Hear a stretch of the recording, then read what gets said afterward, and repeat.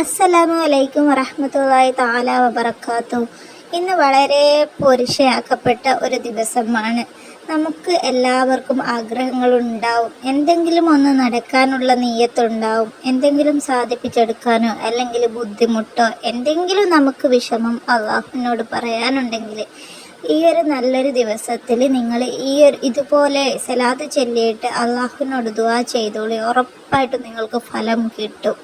ഇന്ന് ദുൽഹിജ്ജ മാസത്തിലുള്ള ആദ്യത്തെ തിങ്കളാഴ്ച രാവ് കൂടിയാണ്. തിങ്കളാഴ്ച ദിവസത്തിന് ഒരുപാട് പ്രത്യേകതകളുണ്ട്. നമ്മുടെ മുത്തുനബി ജനിച്ച ദിവസമാണ് തിങ്കളാഴ്ച. അതുകൊണ്ട് തന്നെ നമുക്ക് തിങ്കളാഴ്ച ദുആ ചെയ്താൽ ഒരുപാട് ദുആയ്ക്ക് ഉത്തരം കിട്ടുന്ന ഒരു ദിവസവും കൂടിയാണ് ദുൽഹിജ്ജ മാസത്തിലുള്ള ആദ്യത്തെ തിങ്കളാഴ്ച രാവും തിങ്കളാഴ്ച പകലും നിങ്ങൾ ഉപയോഗപ്പെടുത്തുക.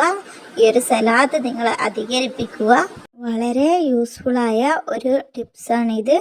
നമുക്ക് ഹജ്ജിൻ്റെ മാസമായ ഈ ഒരു മാസം, ഹജ്ജ് എന്ന് പറഞ്ഞാൽ ഇബ്രാഹിം നബിയുടെ വിളിയാളം കേൾക്കുക എന്നല്ലേ എല്ലാവരും പറയുന്നത്.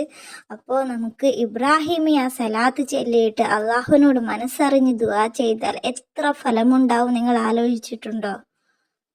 ഈ ഒരു ദിവസം ഇബ്രാഹിമിയ സലാത്ത് 313 ചൊല്ലാൻ കഴിയുമെങ്കിൽ 313 ചൊല്ലിയിട്ട് അള്ളാഹുവിനോട് ദുആ ചെയ്യുക.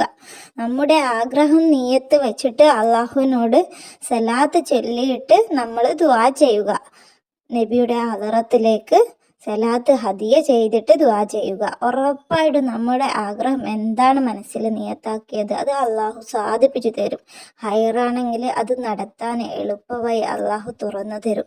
ഈ ഒരു ദിവസം നമ്മൾ ഹാജിമാർക്ക് വേണ്ടിയിട്ട് ഒരുപാട് ദുആ ചെയ്യണം. അതുപോലെ നമുക്ക് ഹജ്ജ് ചെയ്യാനുള്ള ഒരു അവസരം അള്ളാഹു തരാൻ വേണ്ടിയും നമ്മൾ ദുആ ചെയ്യണം. നമ്മളെല്ലാവരും പരസ്പരം ദുആ ചെയ്യണം. മരിച്ചവർക്ക് വേണ്ടി നമ്മൾ ഒരുപാട് യാസീൻ ഓതി ഹദിയ ചെയ്യണം. ഈ ഒരു ദിവസം ഇബ്രാഹിമിയ സലാത്ത് എല്ലാവരും പതിവാക്കുക. നമുക്ക് ഈ ഒരു മാസം ചൊല്ലിയാൽ അതിനൊരുപാട് പുണ്യം കിട്ടും. അതുകൊണ്ട് തന്നെ എല്ലാവർക്കും ആഗ്രഹമുണ്ടെങ്കിൽ ഇത് ചൊല്ലി ദുആ ചെയ്യുക. എല്ലാവരുടെയും ആഗ്രഹം അള്ളാഹു സാധിപ്പിച്ചു തരട്ടെ.